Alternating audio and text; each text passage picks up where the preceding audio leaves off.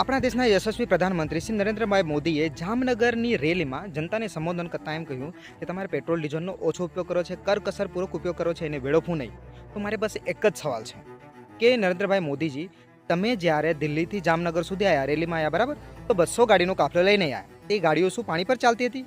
એમાંથી કેટલી ગાડીઓ ઇલેક્ટ્રિક વ્હીકલ હતી? તમારા જ બીજેપીના નેતા મધ્યપ્રદેશમાં 700 ગાડીનો કાફલો લઈને સડકો પર રોલા જમાવતા હતા. તો કહેવાનો ભાવાર્થ માત્ર એટલો જ છે કે નીતિ, નિયમ, કાનૂન અને શિખામણ માત્ર ને માત્ર આમ નાગરિક માટે હોય છે, સત્તાધીશો માટે હોતું નથી.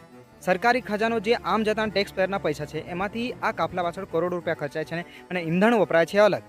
તો મારે બસ એટલું જ કહેવું છે કે તમે કોઈ પણ નીતિ નિયમો બનાવો, કોઈને શિખામણ આપતા પહેલાં એ વસ્તુ જાતે ઇમ્પ્લિમેન્ટ કરો, જાતે એ વસ્તુની કરકસર કરો. ના કે જનતાને કીધું કે તમારે આ નથી કરવું, તે નથી કરવું.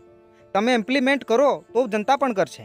તમે નહીં કીધું કોરોના ટાઈમે કે થાળી વગાડો, એ ભલે મૂર્ખતા ભર્યું પગલું હતું, પણ લોકોએ થાળી પણ વગાડી અને તમે કીધું મીણબત્તી હળગાવો, મીણબત્તી હળગાવી. હું એમ નથી કહેતું જનતાને કે પેટ્રોલ ડીઝલ ફાવે એમ ઉપયોગ કરો, ફાવે એમ વેડફો, ના.